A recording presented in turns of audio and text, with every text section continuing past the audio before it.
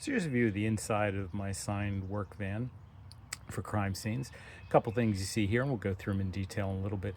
The black bag you see at the bottom has bags and assorted things for collecting evidence. That way I can just kind of grab that and go to where I'm working. That way I don't have to necessarily go back and forth between where I'm working in the van to get things. That has pretty much everything I need. I always have extras inside the van. There's of course a stool for sitting on right next to it.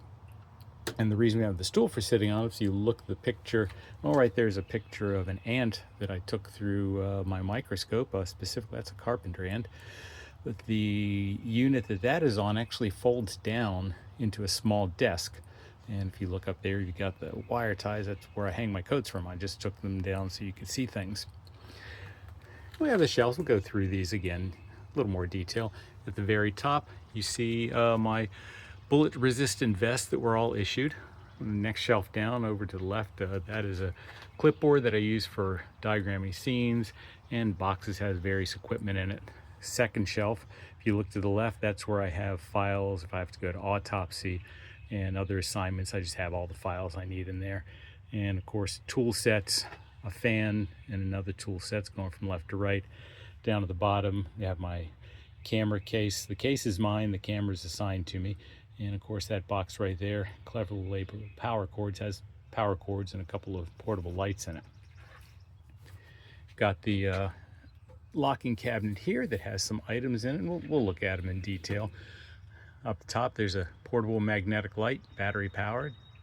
That one I can leave on all the time and not have to worry about running the battery down in the van if the van happens to be off, because with these doors closed there's no light. The van doesn't have any windows. Next shelf down, you see at the very top, kind of hard to see, but those are all my measuring wheels and measuring tapes for measuring scenes manually, which we do pretty much all of our scenes in addition to doing 3D laser scanning for certain situations. First shelf down has my sleeping bag. To the left of the sleeping bag is a box that just has wipes in it, dry wipes in it. The cardboard box has a full Tyvek suit in it. Next shelf down, those are toolboxes, and I tend to separate my tools into usefulness. The large one to the left has a lot of cutting tools, tools for working the scene, stuff I brought over from when I was a reconstruction unit. The large one you see in the back with the yellow top, that's actually a fingerprint kit. It has all my fingerprint things in it. And below that, or I'm sorry, in front of that it has all of my sockets, socket wrench sets and items like that. Very bottom shelf, if you look, I've got some scene numbers for various pieces of evidence, evidence tents they're called. The other boxes have little cones that have numbers on them, used for the same thing. The advantage of cones is they're not blown around by the wind quite as much. Over to the left, you see there, those are wheel chocks. I use them for securing vehicles. I used them when I did vehicle inspections when I was in collision analysis. I just brought them with me because you never know. And the very back there, hard to see, are just some of the bungee cords in case I need to tie things down. And this large red object, red and black object, is a scene light. Does a pretty good job of lighting things up. If you look in the back, and we'll go around and look at that, that's a portable drawing table in the gray box, and you have a portable ladder. There's one of the step ladders in case we need to get up and look over things, under things, or use it to cut bullets out of walls. I'm not tall, so sometimes I need to stand on things. If you move kind of back into the front again, we have, well, a trash can, because everybody needs a trash can. And we have bags that have different size rubber gloves in it. There's extra large, large, medium, and small. And picture there is a 1946 picture. Princeton University of two of my favorite physicists, Paul Dirac on the left and Richard Feynman on the right. Paul Dirac discovered the antiparticle, like antiprotons, antineutrons, and Richard Feynman was very famous in quantum physics, and among his other contributions was the idea of Feynman diagrams, and both very interesting men. Paul Dirac, very interesting. Richard Feynman, very interesting. I'll leave it up to you to look into them. Those are kind of my physics heroes, if one can have heroes in physics. At the very top there, that is one of those 4-foot levels that carpenters use. I use it for measuring damage on vehicles, and it has other uses as well. Right there we have, of course, more rubber gloves. You never have enough rubber gloves. And these are just different cabinets that hold different items, and we'll open those and go through them in detail in just a little bit. So that's just an overall look at the back of the inside of the van. I've got some room to work. I'm going to turn around so you can see it from the back to the front. And so yeah, this is my portable workspace when I'm on the scene. So the first thing we're going to take a look at is the black bag that I had pointed out earlier. This has equipment that I need where I'm working at the scene, whether it be in a house or in a parking lot or wherever. But this way I can carry pretty much everything I need to collect evidence in one bag. And if I need more things, they can always go back to the van and get them out.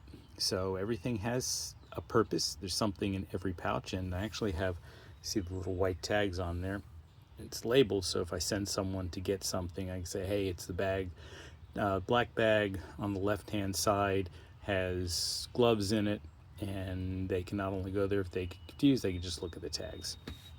So opening up and look at some of the pouches, this pouch in the front has manila envelopes. This is where we put the swabs when we swab for DNA or blood samples. We put them in this, and it's marked biohazard. I have a whole bunch of those, and I have extras too somewhere in the van if I need them. Over here on the right are masks. Extra masks that anybody needs masks, free to use it. I use them when I fingerprint. There are other situations where we use them as well. On this side, on the right, are evidence bags, just an assortment of evidence bags. They don't Ziploc seal, so they're kind of temporary storage bags, but they certainly come in use. And if you look over here on the left-hand side, I have more rubber gloves, because you can never have enough rubber gloves. And again, people seeing are free to use them. I just tell them where they are, and they get as many as they need. A lot of the investigators that we work with don't bring gloves with them, or bring one pair, and if they need extra, I've got them. On the other side, if we open this up, there are handbags. Handbags are used to put over the hands of the victims, deceased usually, and this protects any trace evidence that may be on the hands. And you notice they have lace locks on them, so we can close them. Some of them just you just tie them shut, and that works just as well as the Ziplocs. So let's turn the bag around here so we can kind of prop this open, make things a little easier. So if you look, other things at the top here, we have cotton swabs, sterile cotton swabs that we use to collect DNA or blood samples. See, 2 cotton swabs, and the way that works is simply you can moisten the tip and with sterile water, which we also have, and then you take your sample and it goes in the manila envelope that we looked at for the front pouch, and that's how you package it. In this pouch here, we have a bag of sterile water, little individual packets of them we can use. This is for, again, sampling DNA. Also have in that same pouch some tweezers. They have rubber tips. I think I showed them in the last video. And this way you can pick up things you don't want to get damaged. Let's see, that's it in that pouch. This pouch has more cotton swabs, because you can never have enough cotton swabs. In the main pouch, we have these are some larger sheets that we use if you're doing palm prints or other fingerprints. It's just a 8.5 by 11 sheet of paper with this little form on the front to fill out. These are big bags. They're about 3.5 feet tall, and so we would use those to put bulky items in, like coats and jackets and other things, mostly clothing, but you can use it for other things. And so there's just an assortment of different sizes of paper bags. This is a smaller kind. This is lunch size. And these are the size of grocery bags. So depending on what you're picking up, there's a bag for everything. These are Ziploc bags that we use. This is evidence tape in case we need to seal something on the scene.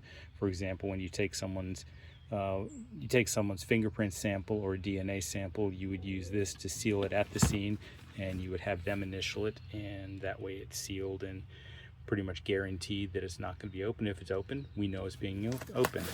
In the front, I have, again, more Ziploc bags, just different sizes. And one thing I do carry in this bag, I have more, but one thing I do carry in this bag is an L scale for measuring footprints and other large objects if I want to take pictures of them with a scale.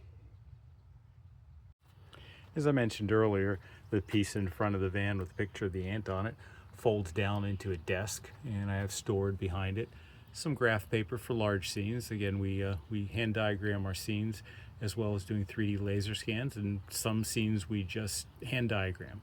But this comes in handy. Some people use that. You can take care of evidence on top of this. You can write up your notes on top of this. All kinds of things you can do. I don't use it that often, but I know people who do make extensive use of it, so it's a convenient thing to have in your evidence van.